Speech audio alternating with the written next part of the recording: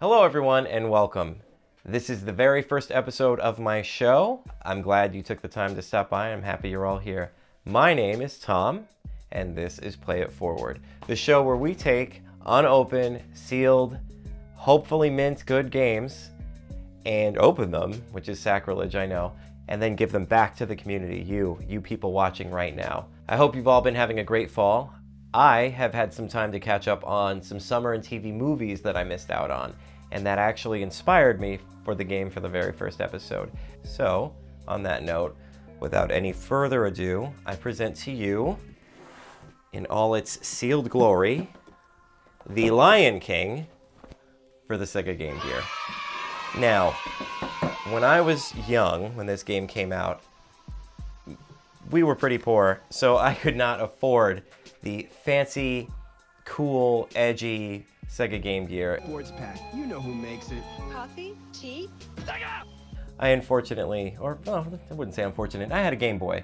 Couldn't get the Game Gear, so I did not play this game at the time of its release. I did, however, have the chance to play the Sega Genesis and the Super Nintendo versions at a couple of my neighbors' houses.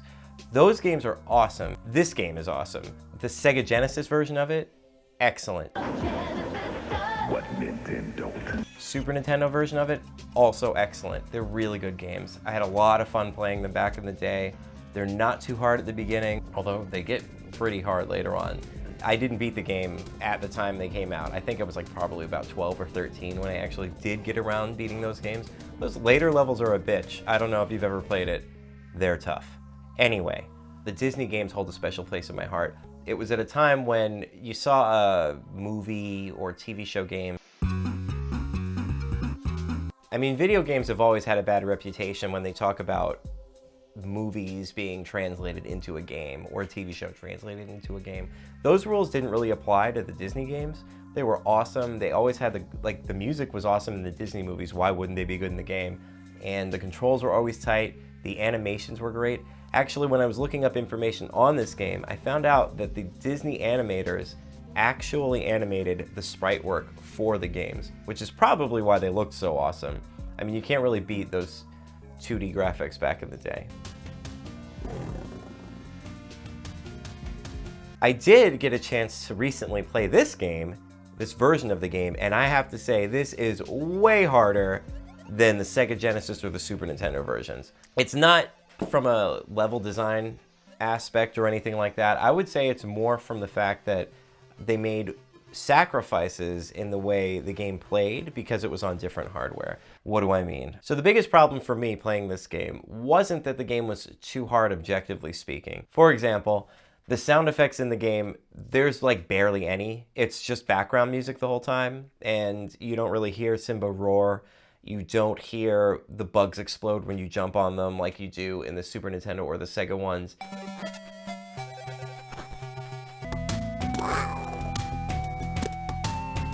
And this is not really a complaint of immersion, but there's no way to tell if you actually landed on anything and killed it, or if you picked up an item, or if you got hurt. You just have to pay attention to your health gauge and watch the enemy sprite to see if it was blinking, which is really hard on a screen this big. The other thing is the tactile responses.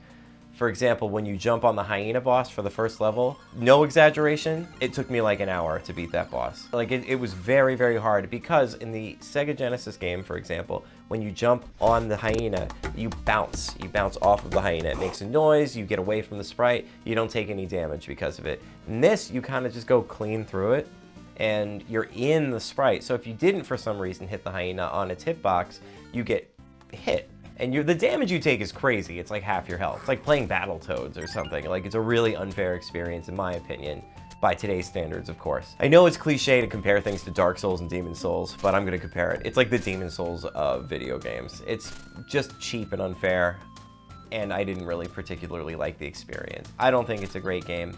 Another interesting fact that I found when I was looking up information on the game is that EGM said that this game played, looked, and sounded better than its Sega Genesis and Super Nintendo counterparts. I don't know who you are. If you're watching this video, you were out of your mind. it's complete shit compared to the other ones. If you have the opportunity to play the other games, I suggest immediately going out to buy it. They're great games, they're timeless, they look awesome, they're fun to play, and they're cheap. You can get a copy of the game for like $8, $7 from any local retro gaming store. If you don't have one in your area, you can go on eBay and get one for like $9 or rip a rum. Anyway, would I buy this game? No, it is terrible. But I did buy this game, and my mistake is your gain. I think that's pretty much all I have to say about this piece of crap. Let's open her up. Okay, let's check out this box, shall we? So, first thing we're looking at, is this seal broken? It is intact. This box appears to be in pretty good shape. There's no major blemishes, creases, crushing marks, anything of that nature on the box at first glance. The packaging does seem to be sealed. There's no breaks in the seal.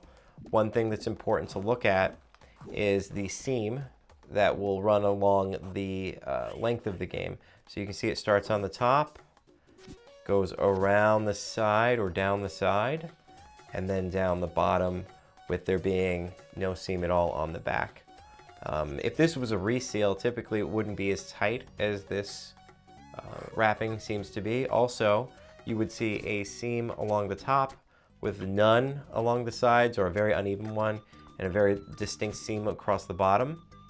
So also another thing that you probably should look out for is in a sealed package, there will be little vent holes that are placed in the front and the back of the sealed package to allow air to move in and out of the packaging without exposing the game too much. If it was a reseal and somebody felt the need to try and put the vent holes in, I mean, they would not be perfectly symmetrical, probably.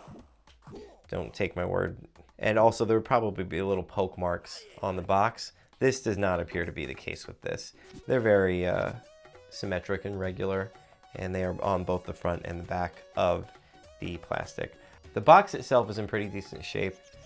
The front of it actually sags a little bit down, which tells me the game was probably stored on its back somewhere. I don't know where this came from. Not that there was anything on top of it necessarily. Time could have done that, gravity could do that. It's a pretty old game at this point. But it's still intact. There's no major creases or anything like that. There is one small blemish down there, but all in all, it's actually a pretty nice package. Okay, now that we got all that out of the way, let's open her up. I'm going to use my very fancy IKEA scissors for this job. Oh.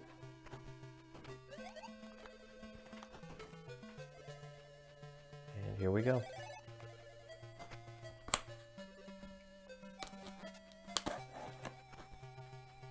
Okay.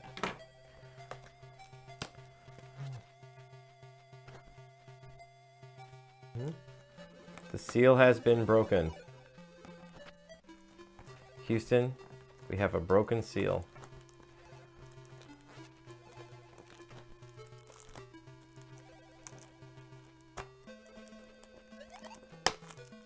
Okay. It's a really nice color they have there. So.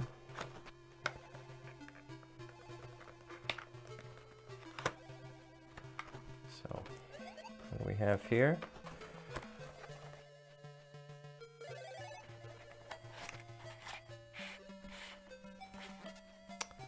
So we have the black and white instructions right here. Okay. And we also have this, the warranty and registration card.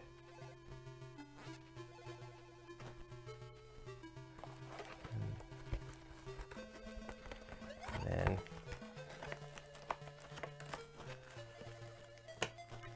I'm gonna put the box down. Actual game. And this game has never seen the light of day until today. Happy birthday, buddy. And that is a nice, minty, brand new copy of The Lion King for the Sega Game Gear. Well, that was exciting. I hope you enjoyed this first episode of Play It Forward. I realize that this isn't the most expensive or extravagant game out there. It's only worth about $10 on pricecharting.com and worth even less now that it's opened. But that's okay. There'll be more, and hopefully you'll be here to share in that with me. If you haven't done so already, please subscribe to the channel, and then all you have to do is like and comment for your opportunity to receive this exact copy, never played, just opened right in front of your eyes, Lion King for the Sega Game Gear. They'll always be free of charge.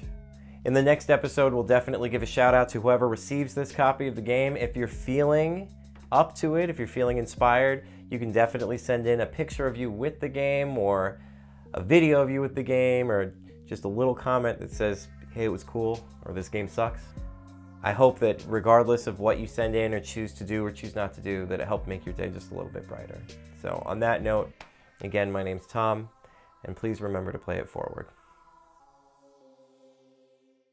Be sure to subscribe, like, and comment on the video for your opportunity to receive this game, this exact game that we opened today right in front of you, free of charge. Have it arrive in your mailbox. The Lion King for the Sega Game Gear.